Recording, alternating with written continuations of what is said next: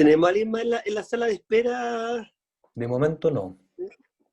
Último, empecemos con algunas cosas más administrativas, y obviamente lo primero es saludarlos, darles la bienvenida a algo que ya parece increíble, el último curso del ciclo de procesal. Al menos yo todavía me acuerdo de la primera clase del primer procesal, cuando estábamos con el fósforo en la sala auditorio presentándonos.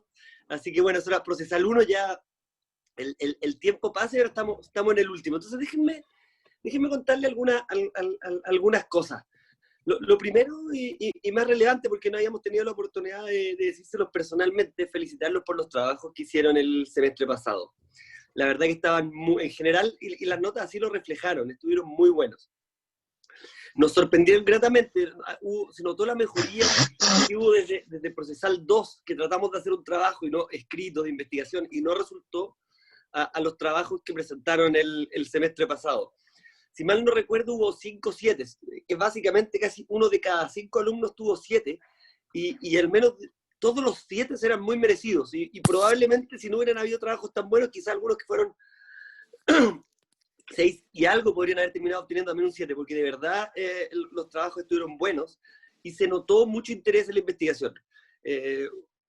Nos gustó que hubieran temas nuevos, que en el fondo hubo gente que propuso sus propios temas, que otros hicieron los temas que le propusimos nosotros, pero todo con bastante rigurosidad. Fueron muy pocos los trabajos con los que no quedamos satisfechos, así que déjenos darle las felicitaciones por eso.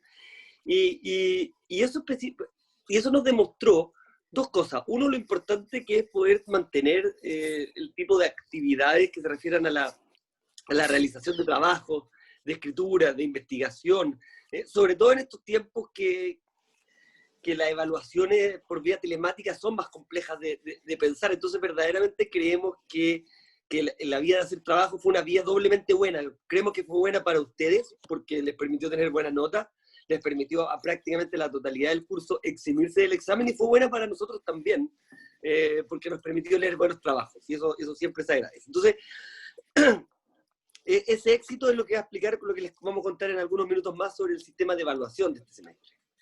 Por otra parte, este semestre el curso del equipo de cátedra, que ya veníamos siendo 4, quedamos 2 nomás, porque este semestre el profesor Gallego y María Ignacia van a pasar a tomar la cátedra de clínica jurídica, por lo que seguiremos únicamente Sebastián y yo en el cierre del círculo, pero bueno, somos lo único que hemos estado desde Procesal 1 prácticamente, así que nos ha tocado desde el comienzo. Específicamente, ¿qué es lo que vamos a ver este semestre? Y esto es bien relevante dejarlo más o menos claro, porque Procesal 6 es un ramo que, si uno va a las mallas tradicionales de las facultades de Derecho, suele no existir. El ciclo en general termina en 4 o en 5, según la universidad.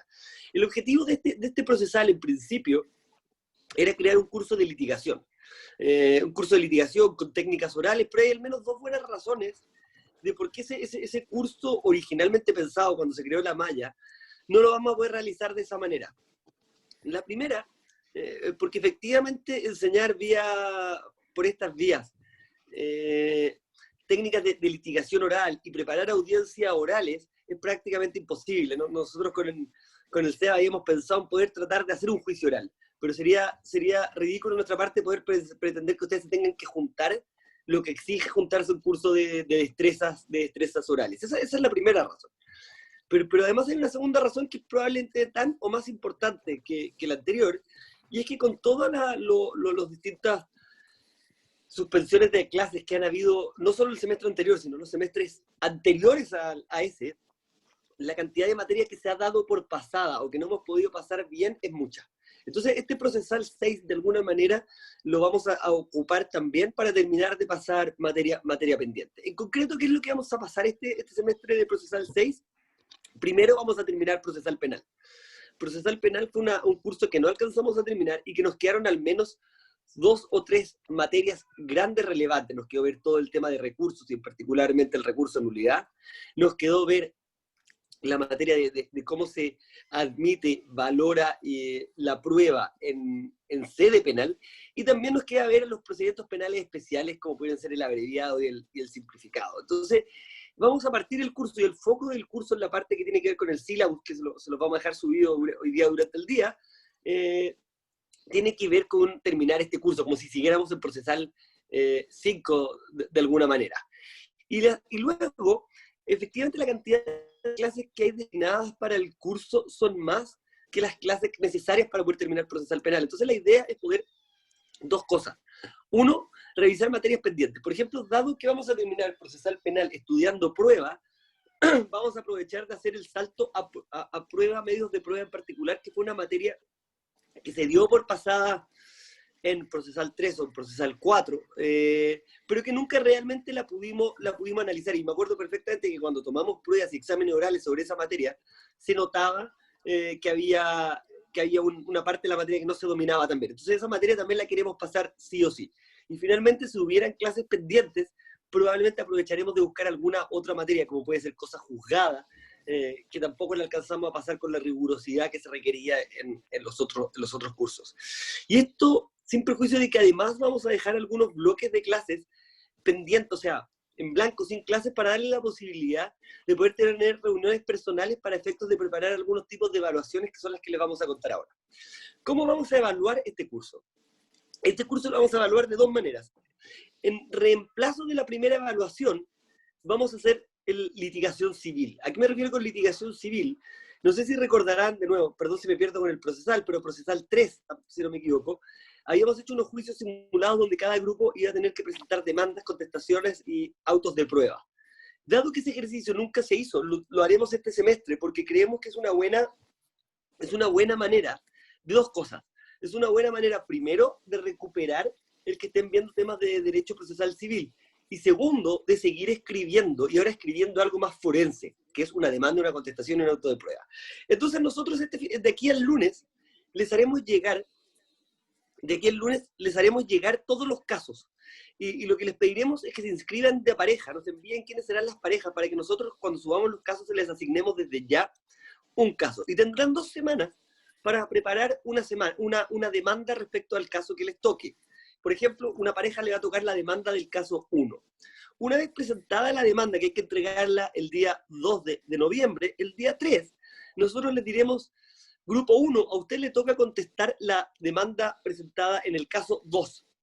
Y tendrán nuevo 2 semanas para presentar la contestación. Para cuando les llegue la demanda y la contestación, o sea, la demanda le van a llegar los hechos del caso. Y cuando tengan que contestar, les llegará los hechos del caso y les llegará la demanda. Y finalmente, la tercera parte del ejercicio, a la cual también tendrán 2 semanas, les enviaremos la demanda hecha por un grupo, la contestación hecha por otro, y ustedes tendrán que resolver y recibir la causa a prueba. Cada uno de estos trabajos tendrá una ponderación del 40% la demanda, 40% la contestación, 20% el auto de prueba, y el promedio de esos 3 trabajos será lo que equivalga a la primera evaluación parcial. Luego, la segunda evaluación será también una materia de litigación. Y entonces el día de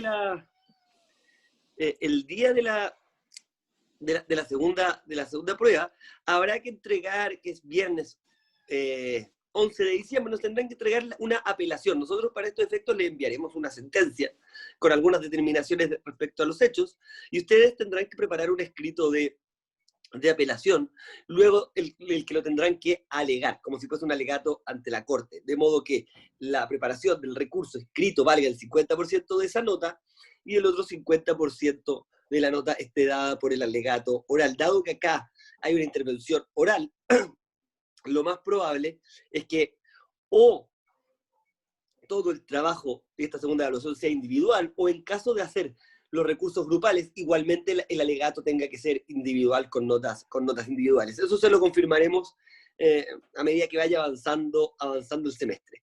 Y así, las 2 notas de presentación, las 2 evaluaciones parciales van a tener que ver con técnicas de litigación, que era un poco lo que estaba el curso, pero a la vez que nos permitirá ir controlando materia previa, y además a ustedes haciéndolos analizar el curso con otras sedes. Si finalmente hay examen, y digo todavía no sabemos qué nota se va a requerir para eximirse, si es que habrá posibilidad de eximirse o no del examen, o cualquier otra consideración. El examen va a ser un examen tradicional de procesal penal. Dado que esa va a ser la materia propiamente más extensa que pasemos este semestre, el examen de haber será finalmente de procesal penal. Esa es la presentación del curso. Y el último tema administrativo que quisiera tocar con ustedes se refiere a la hora de clases. Quisiera preguntarles si tendrían problema que la clase sea siempre los viernes a las 8:30, en lugar de la hora que quedó fijada, pues quedó fijada para el segundo módulo, y no tenemos muy claro la razón de por qué nos hicieron ese cambio de horario. Profesor, hola, Sí. buenos días. Yo tengo Hola, problemas Aurora. para el día, hola, yo tengo problemas para el día viernes porque tengo procesal 4 a esta hora. Y ya el lunes también me topa con usted, entonces me complicaría perder 2 clases de alguno de los dos. Te topas en la medida que lo hagamos. Es que en este mismo momento, de 8:30 a 9:20, es procesal 4. Pero procesal 4 también es en el segundo bloque, ¿no? No, solo en el Ya. primer bloque. Entonces, como que me acomodaba, por eso tomé los 2 ramos, porque solamente con el horario que entregó la facultad me topa solo el lunes. Y esos apuntes me los puedo conseguir y así asistir a la clase de usted. Pero ya tener 2 bloques que me complique es como... Perfecto. Déjame antes de entregar alguna solución. ¿Hay alguien más que esté en una situación similar a la de Aurora? Gracias, profesor. No, gracias a ti.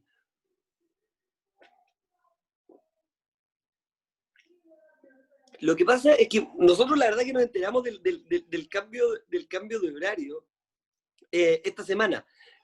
Y por distintas razones profesionales nos complicaba a nosotros hacerla un poco más a la segunda hora, en realidad, en lugar de la primera. Entonces lo que vamos a hacer es que en general las clases, nosotros, como les decía, hay varias clases que vamos a dejar entre comillas para resolución de dudas y para trabajos, resolución de dudas pensando en los trabajos. Esas clases las vamos a dejar en principio para los viernes, más bien a primera hora, y cuando hagamos clases propiamente tal, van a ser siempre en el bloque del lunes, van a ser siempre en el bloque del miércoles, e idealmente casi todas en el segundo bloque del viernes. De este modo, entonces, Aurora, no te generamos problemas, porque las que haríamos en el primero serían trabajos personalizados de revisión de dudas, que obviamente contigo podremos fijar en algún otro horario para que no pierdas clases, y excepcionalmente, si alguna tenemos que correrla para el primer bloque, te pedimos las disculpas, pero trataremos que sean las menos posibles y ajustarnos con el lunes y miércoles. Así que con eso espero que no se generen problemas. No sé si alguien tiene alguna duda, pregunta respecto a estos temas más administrativos del curso.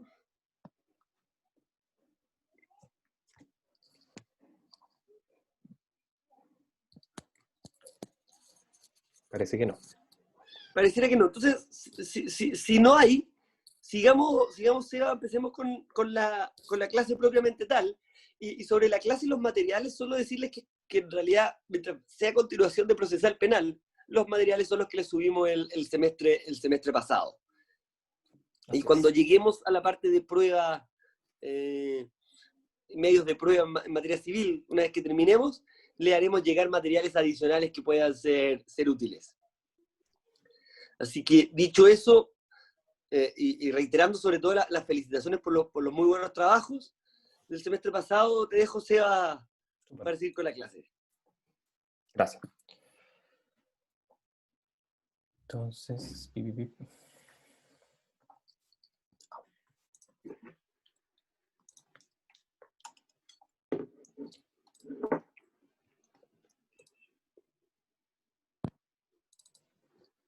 ya.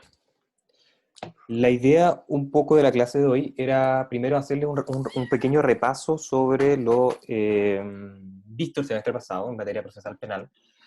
Un poco para seguir el hilo, porque a continuación de este pequeño repaso vamos a comenzar a ver la materia que nos quedó inmediatamente pendiente, que es los recursos en el sistema procesal penal actual y vigente en Chile. Entonces, un poco recordarle, refrescarle la memoria, aunque no ha pasado tanto tiempo en realidad, de la estructura general del proceso penal en Chile. que como bien saben está compuesto por 3 grandes etapas: la etapa de investigación, la etapa intermedia y el juicio oral, ¿cierto? Nosotros alcanzamos a ver en detalle y en general alcanzamos a ver en el procedimiento ordinario bien la etapa de investigación, no profundizamos mucho en todas las diligencias de investigación, pero este semestre vamos a alcanzar a tratar las más importantes, o por lo menos las que afectan principalmente las garantías fundamentales del imputado. La etapa intermedia entiendo que también la vieron con el profesor Fuchs, y el juicio oral finalmente lo vieron con María Ignacia, y hasta ahí alcanzamos a ver el semestre pasado. Y bueno, sin perjuicio de que existen otras etapas, como vamos a ver ahora, la etapa posterior a la sentencia definitiva, que sería la eventual interposición de un recurso, y por supuesto la ejecución de la sentencia. Entonces, si bien se acuerdan, el proceso penal puede iniciar por denuncia, por querella o de oficio por el Ministerio Público, lo que, no es cierto, en la mayoría de los casos obliga al Ministerio Público a iniciar una investigación, ¿cierto? Sin perjuicio de que el Ministerio Público eventualmente puede optar por alguna salida previa, o sea, una salida distinta, ¿cierto? Que puede archivar provisionalmente la causa cuando no cuente con antecedentes como para seguir realizando la investigación, puede hacer efectiva su facultad de no iniciar investigación, por ejemplo. Ya vimos en profundidad los requisitos y, en definitiva, en qué casos proceden estas salidas administrativas del proceso penal. Luego, lo natural, ¿cierto?, que si la investigación es efectiva y se reúnen antecedentes suficientes como para formalizar la investigación, esta se haga, que como bien vimos, la formalización en realidad es un derecho, es una garantía del imputado en la que se le comunica que se está realizando una investigación en su contra, ya sin perjuicio de que la prensa lo haga ver como una cuestión que lo afecta. Ahí hay que ponderar, ¿cierto? Porque está diseñada esencialmente como una garantía del imputado, sin perjuicio de que cuando son audiencias, ¿no es cierto?, de connotación pública, ¿no es cierto?, tiene un efecto social distinto. Pero esencialmente es una garantía del imputado para conocer y hacer ejercicio de su derecho de defensa. Una vez formalizada la investigación, como se acuerdan, tenemos 2 años, el Ministerio Público tiene 2 años para realizar la investigación, ese es el plazo legal, sin perjuicio de que el juez de garantía establezca un plazo distinto, un plazo judicial, siempre va a ser prorrogable hasta los 2 años, después de lo cual el Ministerio Público está obligado a cerrar la investigación, ¿ya? Y como bien vimos, después del cierre de la investigación, el Ministerio Público puede tener 3 decisiones principalmente. Puede comunicar su decisión de no perseverar también cuando no cuenta con antecedentes suficientes para fundar su acusación. Puede solicitar el sobreseimiento definitivo de la causa también cuando ocurra alguna de las causales de sobreseimiento definitivo del artículo 250. La opción natural, ¿cierto?, cuando el Ministerio Público quiere continuar en un juicio oral, es presentar la acusación, que es este documento escrito, ¿no es cierto?, en el que se contienen los antecedentes que son exigidos por el Código Procesal Penal, ¿cierto? En virtud de la cual se va a abrir una discusión, la última discusión que se abre entre el juzgado de garantía, que es la audiencia de preparación del juicio oral, y como vamos a ver con mayor detalle cuando analicemos la prueba en el proceso penal en particular, va a servir como el gran filtro, ¿cierto?, de este sistema para efectos de controlar la prueba ilícita.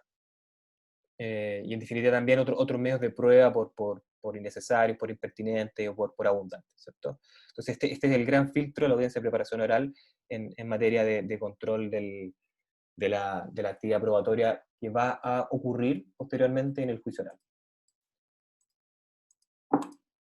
Ahí vimos también la salida alternativa, acuerdo reparatorio, suspensión, y vimos los procedimientos especiales, también lo alcanzamos a ver en gran medida en el curso pasado, así que no sé si será necesario volver a repasarlo este curso, ¿eh? Y vimos que, bueno, después de la audiencia de preparación del juicio oral se dictaba la auto de apertura, y posteriormente al cual se fijaba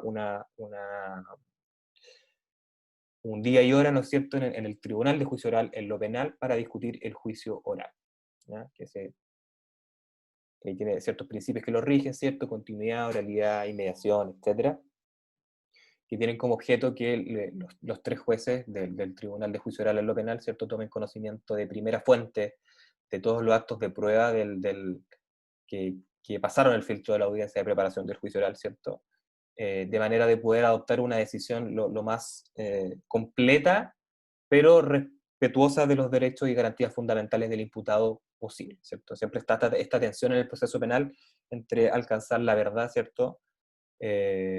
Con la mayor cantidad de información disponible por parte del tribunal, pero siempre, ¿no es cierto?, respetando las garantías y los derechos fundamentales que son reconocidos en los tratados internacionales y en particular en nuestro Código Procesal Penal, que se nutre en gran medida, y su discusión se nutrió en gran medida, ¿no es cierto?, del reconocimiento en Chile de los derechos fundamentales de los imputados.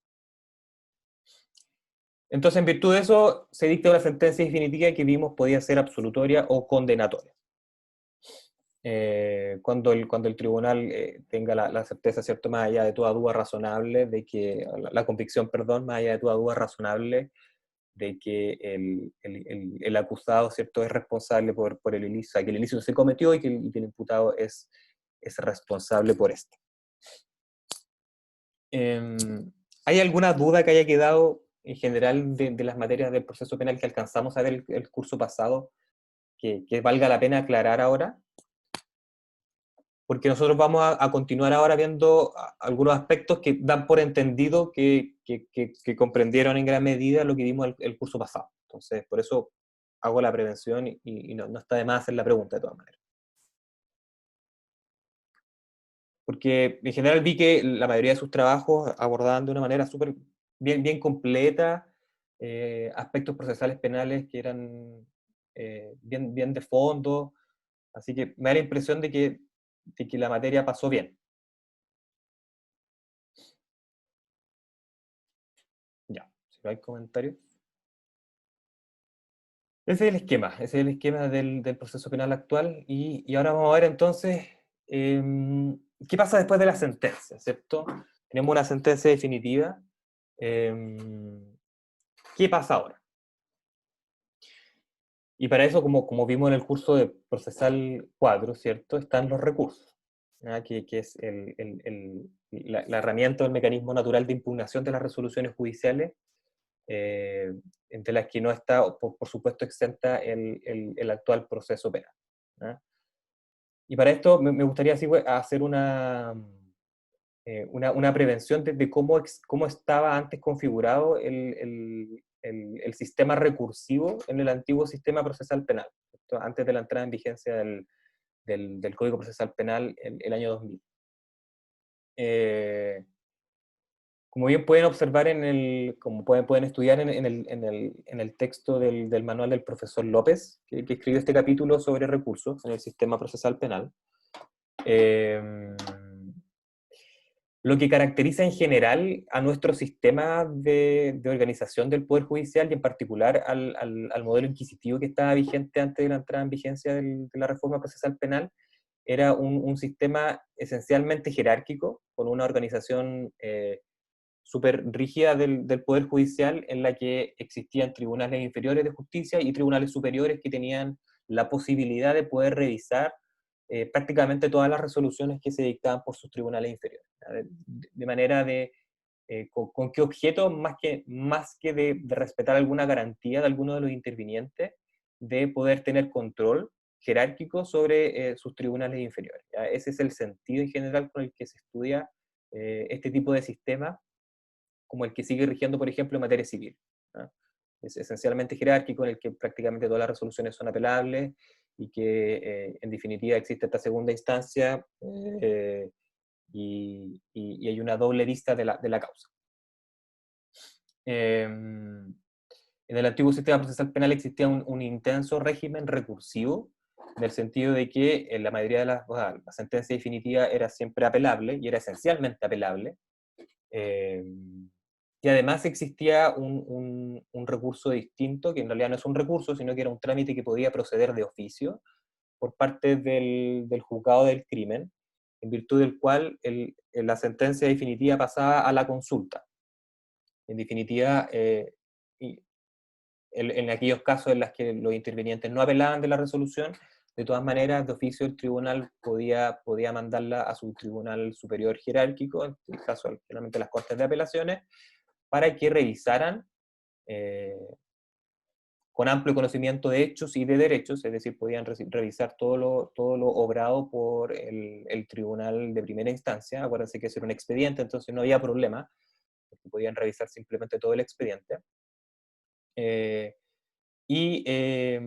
que en definitiva funcionaba prácticamente como una apelación, pero de oficio, y además existía este efecto que hoy día ya, menos mal, no existe, que era la reformatio impeius, en la que eventualmente el tribunal de segunda instancia, aunque haya apelado el imputado, por ejemplo, hubo una sentencia definitiva condenatoria en contra del imputado que lo condenó a 5 años y un día por un robo, por ejemplo. El imputado apelaba, señalando que él no era culpable del delito y por tanto se decretara su absolución en el proceso penal, pero al revisar todos los antecedentes que están en el sumario de la investigación, la Corte de Apelaciones llegaba a la convicción de que él no solo era culpable, sino que además la pena que le había impuesto el tribunal de primera instancia era errónea, y lo que debía ocurrir conforme a la ley era que la pena que se le impusiera a él fuera de 10 años y un día, y no de 5 años. En definitiva, lo que podía ocurrir era que, aun cuando nadie lo solicitara, de la revisión de los antecedentes y aún en contra de la voluntad del imputado, ¿cierto? Que es el que recurre, el tribunal de segunda instancia podía reformar, ¿no es cierto?, podía modificar lo resuelto en primera instancia en contra del imputado, y en definitiva imponerle una pena o agravar incluso la resolución. Por ejemplo, si respecto a un delito lo declaraba absuelto, lo podía condenar también por ese otro delito junto con otros delitos, ¿no? Entonces, en definitiva, lo que significa esto era que en segunda instancia, aun cuando el que apelara fuera el imputado, esto podía jugarle en contra. ¿Hasta ahora alguna duda? Si alguien puede prender la cámara, se lo agradecería profundamente.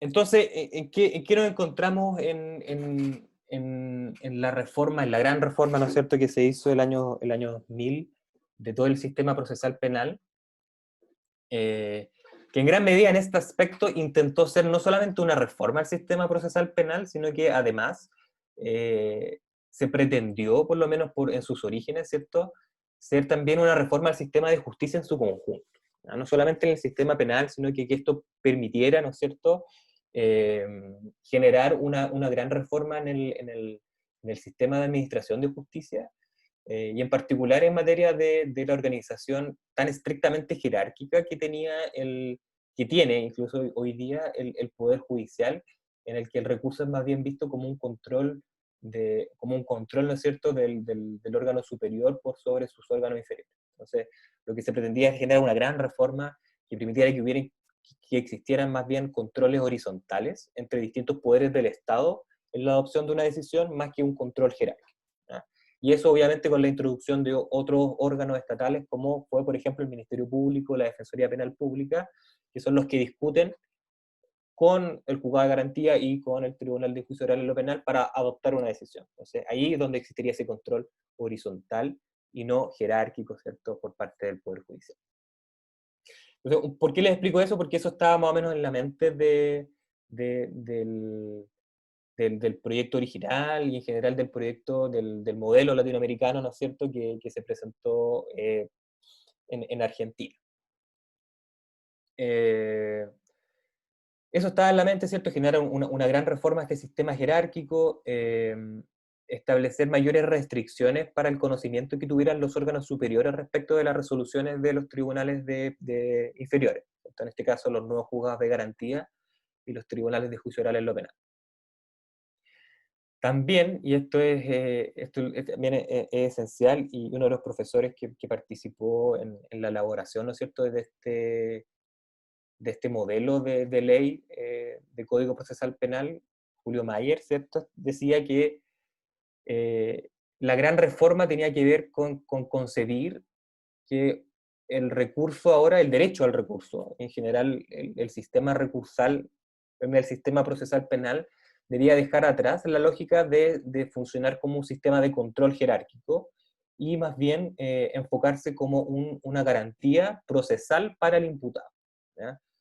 ¿En qué sentido? En el sentido de que si es que se realizó un juicio sin observar, por ejemplo, sus garantías o en definitiva con errónea aplicación del derecho, por ejemplo, el imputado tuviera la garantía de poder acceder a un tribunal superior que pudiera revisar esta decisión y en definitiva hacer que el proceso penal se realice conforme a derecho y respetando por supuesto sus otras garantías en el proceso. Y finalmente lo otro que está muy, muy presente en quienes propusieron y estuvieron presentes en toda la discusión constitucional, o sea, perdón, parlamentaria, ¿cierto?, de la reforma procesal penal, son los principios que, como bien les señalaba hace un poco, deben regir el juicio oral, ¿cierto? Esencialmente el principio de oralidad, pero particularmente el principio de inmediación. ¿Qué es esto? Si no lo recuerdan, es esencialmente que el juez, en este caso los jueces del Tribunal de Juicio Oral en lo Penal, deben tener un contacto directo o lo más directo posible que se pueda con la prueba que se produce ahí en el juicio. Y esa es la gracia del juicio oral al final. Además de la publicidad, la oralidad, etc., la inmediación es una de las grandes, entre comillas, victorias que se logra con el desarrollo de un juicio oral de estas características, en la que el juez tiene un conocimiento directo y no a través de actas o a través de escritos, del contenido de los elementos de prueba que se produjeron, ¿cierto?, o sea, que pasaron el filtro de la audiencia de preparación del juicio oral. ¿Ya? Y obviamente, y aquí lo vamos a ver con más detalle, pero obviamente este principio de inmediación parece no compatibilizar con la idea de que un tribunal distinto, solamente de la revisión de un recurso y del expediente que quede de las actas, por ejemplo, del juicio, pueda revisar esa decisión con la misma profundidad con la que lo hizo el Tribunal de Juicio Oral en lo Penal. ¿Ya?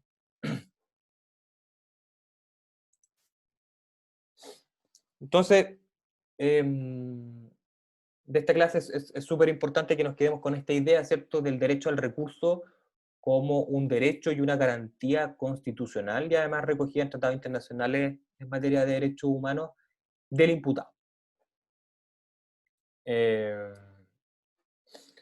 Y así está, se dice que el derecho al recurso está reconocido en el artículo 8.2 de la Convención Americana sobre Derechos Humanos, en el artículo 14.5 del Pacto de San José de Costa Rica, y además se dice que está reconocido en el derecho al debido proceso en nuestra tan querida, ¿cierto?, Constitución, que les paso el recuerdo, ¿cierto?, que el 25 de octubre se vota.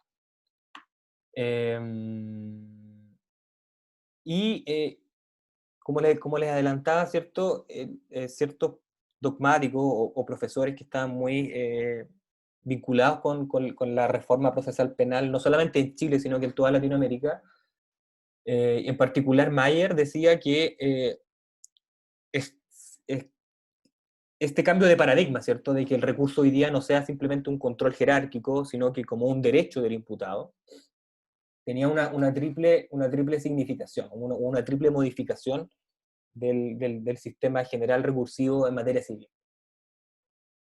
Lo primero es obviamente considerar que si es considerado como una garantía para el imputado, este va a tener derecho a que su decisión sea revisada por el tribunal jerárquico, pero en determinadas causales, ¿cierto? Que es cuando, en definitiva, el imputado se vea afectado en algunas de sus garantías fundamentales o se concurra, ¿cierto?, en alguna injusticia por error en aplicación del derecho, ¿ya? O sea, son causales que apuntan más bien a cuestiones que hayan afectado al imputado en la realización del juicio. Lo otro que decía Mayer, que vamos a ver a continuación que esto no se mantuvo puro en nuestra discusión parlamentaria, era que el recurso, como está pensado para ser una garantía del imputado, y no una garantía de que la decisión sea correcta, sino que como una garantía del imputado, no podía ser concebido el derecho al recurso como una facultad de todos los intervinientes, y en particular no podía ser considerado como una facultad del órgano persecutor. Es decir, Mayer proponía, por ejemplo, que la Fiscalía, en el caso de que, por ejemplo, hubiese habido una resolución desfavorable a su parte, o a su pretensión, ¿cierto?, punitiva estatal, ellos no pudieran recurrir de esa resolución definitiva. Es decir, si hubiese habido una sentencia una sentencia definitiva absolutoria, el Ministerio Público, en principio, bajo esta concepción pura, ¿cierto?, del recurso como un derecho del imputado, no debiera poder recurrir el Ministerio Público.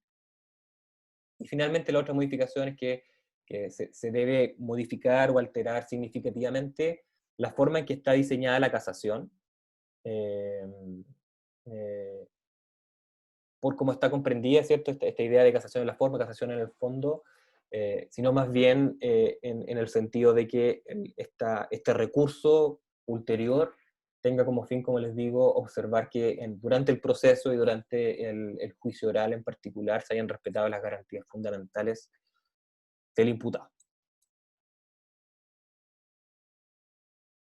¿Alguna duda hasta acá? Vamos cerrando entonces. Entonces, bueno, esa era la idea, ¿cierto? Esa era la matriz, ¿no es cierto? La idea original de quienes estuvieron presentes en la discusión de esta reforma. Pero ¿cuáles son las características que tiene hoy en realidad nuestro sistema recursivo en materia procesal penal? Bueno, es que efectivamente sí se disminuyó la intensidad del régimen recursivo, a diferencia de lo que ocurre, por ejemplo, en materia civil, claro, en materia civil en particular, que es el procedimiento que no está reformado, es que sí disminuye esta intensidad. Especialmente se desaparece el recurso de apelación para todas las resoluciones del Tribunal de Juicio Oral en lo Penal. Y obviamente en particular de la resolución final, ¿cierto?, que es la sentencia definitiva. Lo que, como vamos a ver, deja en todo caso que sobreviva la posibilidad de apelar varias resoluciones del juzgado de garantía. Y además, obviamente, desaparece este trámite de la consulta, que era una cosa súper extraña, del, del antiguo sistema procesal de procedimiento penal. Y lo que es sumamente importante, y un poco ya lo adelantamos con esto de que desaparece la apelación respecto de la sentencia definitiva, es que en materia procesal penal se hace desaparecer la doble instancia que está tan arraigada en el proceso civil, ¿cierto? Esta posibilidad de que, en virtud de un agravio, ¿cierto?, cualquier parte del proceso civil pueda recurrir de apelación respecto de la sentencia definitiva, y en definitiva la Corte de Apelaciones puede revisar tanto los hechos como el derecho de la causa. En materia procesal penal, después de una ardua discusión, y aquí efectivamente, si ustedes revisan las actas y la historia de la ley, van a ver que tanto en la Cámara de Diputados como en el Senado hubo una férrea defensa de parte del Ejecutivo en particular, que fue quien presentó esta reforma, en el sentido de defender que no podía existir una doble instancia en materia procesal penal. ¿Por qué? Porque, como les comentaba, si la Corte de Apelaciones pasa a conocer de todo lo ya visto en el juicio oral, pueden ocurrir dos cosas, o pueden haber dos caminos que podemos adoptar, si queremos que conozca de todo. Uno es que conozca de todo a través del expediente, es decir, de un levantamiento de acta de lo que se discutió en las audiencias, lo que obviamente es conflictivo porque hace desaparecer el principio de oralidad, el principio de inmediación y el contacto directo con la prueba, que es tan valioso y que en definitiva era era uno de los grandes pilares, ¿cierto?, de esta gran reforma, y una reforma que en gran medida significa un alto costo por implementar estos tribunales de juicio oral en lo penal, para que se pueda conocer la prueba de esa manera, ¿ya? Entonces, si se crea una apelación en la que se pueda revisar todo, pero solamente conociendo el expediente, se pasan a llevar todos estos principios. Y además, bueno, y eso es una crítica respecto a este modelo. La otra forma es que la Corte de Apelaciones puede revisar todo de nuevo, con un juicio oral de nuevo, ¿ya? Y esto era obviamente mucho más problemático, porque ¿qué sentido tendría hacer un primer juicio oral si es que después se va a poder hacer un segundo juicio oral en la que la prueba se produzca de una manera distinta, porque los testigos pueden decir cosas distintas, por ejemplo? o los alegatos pueden desarrollarse de una manera alterada, ¿cierto? Y además, obviamente, esto implicaba un altísimo costo, porque era no solamente implementar tribunales de juicio oral en lo penal, sino que además implementar esta misma modalidad, tecnología, recursos, salas, audiencias, etcétera, en las cortes de apelación, ¿ya? Lo que obviamente era una locura, ¿ya? Y en general también se decía que si esto ocurría, lo que iba a pasar es que dejaba de tener sentido tener una audiencia de juicio oral, porque al final la discusión que iba a tener valor final, si es que al final toda resolución dictada por el Tribunal de Juicio Oral en lo penal se apelaba, la que iba a tener valor al final iba a ser la resolución de la Corte de Apelación. Y por tanto, en realidad, entonces, ¿para qué le estamos poniendo tanto esfuerzo a esta instancia en el oral en lo penal, si es que al final toda la decisión va a recaer en una Corte de Apelación, ¿no? Entonces hubo una gran resistencia en contra de esto, y por el otro lado, quienes decían que, bueno, en realidad tiene que haber un recurso de apelación, porque en Chile el derecho al recurso está establecido en la garantía del debido proceso, que establece, y decían ellos, que establece, ¿cierto?, el derecho a la doble instancia. Y ahí la verdad lo que se dijo, un poco la salvada, fue que en realidad el derecho al debido proceso no garantiza una doble instancia, sino que lo único que hace es establecer un eventual control por los órganos superiores, ¿cierto?, respecto de las resoluciones de los tribunales inferiores. Pero no habla de una doble instancia, no habla de la posibilidad de que se conozcan los hechos y el derecho por un tribunal superior, ¿no? Sino que simplemente habla de la posibilidad de poder revisar las sentencias definitivas. Y así se llegó entonces a la idea de establecer un sistema más estricto y con causales rígidas, unas generales, pero otras rígidas, de nulidad. Y se estableció entonces este nuevo recurso que ya no se llama apelación, porque ya no se revisa todo, no es una doble instancia propiamente tal, sino que es un recurso de nulidad, que como vamos a ver durante estas primeras clases, es por ciertas causales específicas y en general también enfocado a respetar las garantías fundamentales del imputado. Otra característica, ¿no es cierto?, que se suele señalar es que existe una doble conformidad. ¿Qué significa esto? Que debe haber una conformidad en la convicción que se genera tanto en la primera instancia, o sea, aquí no se habla de primera instancia, pero sino que por el Tribunal de Juicio Oral en lo penal, con el eventual revisión por la Corte de Apelaciones o la Corte Suprema respecto del recurso de nulidad.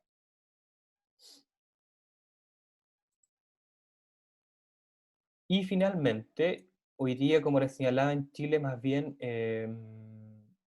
existe una bilateralidad de la facultad de recurrir, en realidad más que bilateral de todos los intervinientes, en el sentido de que el Ministerio Público efectivamente puede recurrir de nulidad respecto de cualquier resolución, incluso de la resolución absolutoria, ¿ya? Lo que a ustedes les puede parecer muy natural, pero fue discutido y de hecho en Estados Unidos existen precedentes judiciales que están en contra de esta idea de que el órgano persecutor pueda apelar respecto a esta sentencia absolutoria, ¿ya? Y ahí hay un precedente en un caso, Estados Unidos contra Ball, en el que se señala que en definitiva no se puede hacer pasar al imputado dos veces por esta incertidumbre de conocer que va a ser absuelto o condenado, y que el hecho de que se genere un recurso puede generar un incentivo en los tribunales superiores de generar más pruebas, o en definitiva de que el Estado vaya con más fuerza para condenar al imputado, y eso en definitiva no es justo, considerando el derecho de defensa del imputado. Pero esto en Estados Unidos. En Chile se estableció un sistema amplio en el que el Ministerio Público va a poder apelar siempre que sea agraviado, y cualquier interviniente también va a poder hacerlo, incluso la víctima, aunque no se haya querellado, por ejemplo, y no haya intervenido en ninguna etapa del proceso. Es decir, ni siquiera, por ejemplo, fue al juicio oral, la víctima igual siempre va a tener derecho a recurrir, por ejemplo, si es que la sentencia definitiva es absolutoria o no es satisfactoria para efectos de su pretensión punitiva. Entonces, en Chile más bien existe una bilateralidad de esta facultad de recurrir. Y finalmente, que también está recogido expresamente en el Código Procesal Penal cuando se estudia en general la materia de recursos, es que ya se prohíbe esta posibilidad de que el tribunal, revisando de este recurso de nulidad, pueda modificar la resolución en un sentido perjudicial a la parte que lo está solicitando. ¿Ya? Y en ese sentido, si el imputado recurre de nulidad contra una sentencia que lo condenó a 541 días de presidio menor, el tribunal de segunda instancia, perdón, la Corte de Apelaciones, conociendo el recurso de nulidad, no va a poder decir que, sin prejuicio de que esté mal hecho, de que el cálculo de la pena esté mal hecho, por ejemplo, puede pasar, no puede decir que la pena es mayor. No puede condenarlo después en la sentencia de reemplazo a 5 años. ¿Ya? Y eso es importante hoy día, porque, o sea, es importante recalcarlo porque parece obvio, pero antes no era así. ¿Ya? ¿Alguna duda? Con eso estamos por la clase de hoy. ¿Alguna dudosa de la materia que hayamos alcanzado a ver? Bueno, esa es un poco la introducción para meternos en los temas de recursos que vamos a seguir viendo durante estas primeras semanas.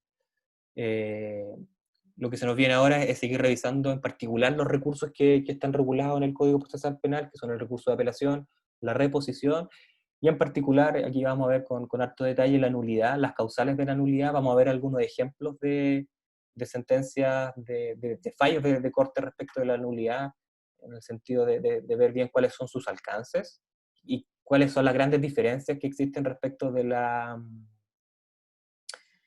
apelación. Y finalmente vamos a hacer una pequeña revisión del recurso de revisión, para que valga la redundancia. Vamos a revisar el recurso de revisión, y también se tiene algunas particularidades respecto del recurso de revisión que está regulado en el COT. Eso, si no hay dudas, lo dejamos hasta acá y nos vemos el próximo lunes. El lunes tenemos a las 8:30 de todas maneras, ¿cierto?